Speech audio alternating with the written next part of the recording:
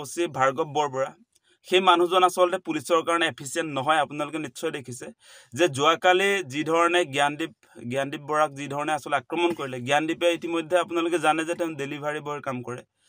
আৰু তেওঁ কিবা ভুল কৰিলে যেনিবা ৰাস্তাত যাওঁতে ৯ সোমোৱাই দিয়া বুলি তেওঁ কৈছে নিজে আৰু সেই ৯ সোমোৱাই দিলে মাৰি পেলাব নেকি মাৰি পেলাম বুলি কৈ যি ধৰণে আক্ৰমণ কৰিছে সেইটোতো পুলিচ অফিচাৰজনৰ কাম হ'ব নোৱাৰে কেতিয়াও ঘুৰাই পঠিয়াব পাৰে কিন্তু তেওঁ মাথাত মাৰি মানে একেবাৰে খতম কৰি দিবলৈ উদ্যত হোৱা যেন লাগিছে আমি ভিডিঅটো পাইছো আৰু সেই মানুহজনক আমি কৈছো যে এই মানুহজন সঁচাসঁচিকে পুলিচৰ চাকৰিৰ কাৰণে যোগ্য নহয় তেখেতক অতি শীঘ্ৰে নিলম্বন নহয় বৰখাস্ত কৰিব লাগে আমাৰ দাবী অতি স্পষ্ট যে সেই ভাৰ্গৱ বৰবৰাক অতি শীঘ্ৰে বৰখাস্ত কৰক তেওঁ পুলিচৰ চাকৰিৰ কাৰণে কোনো কাৰণতে আসলে এফিচিয়েন্ট নহয় আমি জিপি সিং আৰক্ষী সঞ্চালক প্ৰধান তেখেতক দাবী জনাইছো অতি শীঘ্ৰে ভাৰ্গৱ বৰবৰাক আসলতে চাকৰিৰ পৰা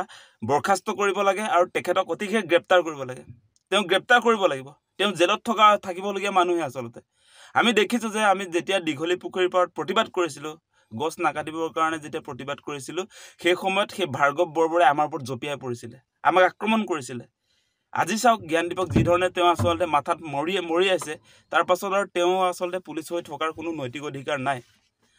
আমি লক্ষ্য কৰি আছো পুলিচৰ ভূমিকা আমাৰ সাধাৰণ মানুহৰ প্ৰতি কেনেকুৱা আমি দেখি আছো আসলতে গুৱাহাটী মহানগৰ কিন্তু প্ৰতিদিনে আপোনালোকে নিশ্চয় দেখিছে কালি পৰহি তাৰ আগদিনাও আসলতে গুৱাহাটীত কেনেকৈ আসল ডকাইতে আসলতে আমাৰ মহিলাৰ ওপৰত আক্ৰমণ কৰি আছে চেইন চুৰি কৰিছে টকা পইচা উঠাই লৈ গৈছে তেতিয়া ক'ত থাকে পুলিচবিলাক গুৱাহাটীৰ পুলিচবিলাক তেতিয়া ক'ত থাকে যেতিয়া আমাৰ মহিলাবিলাকে ওলাই যাওঁতে আপোনাৰ ৰাতিপুৱাৰ সময়ত যেতিয়া চেইন টানি লৈ যায় যেতিয়া পুলিচবিলাক তেতিয়া ক'ত থাকে সেই কথাটো মই সুধিব খোজো সেই সময়ত পুলিচবিলাক ক'ত থাকে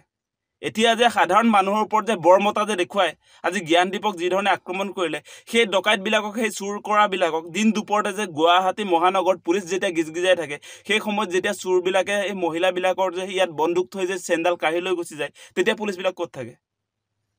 সেই কথাটো আমি উত্থাপন কৰিছো গতিকে পুলিচে সাধাৰণ জনতাৰ প্ৰতি আসলে যি ধৰণৰ দায়বদ্ধ হ'ব লাগে এইবিলাকতো নাই এতিয়া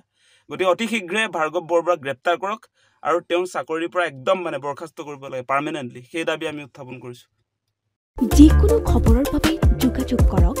7099017330 অথবা 7099017390 নম্বৰত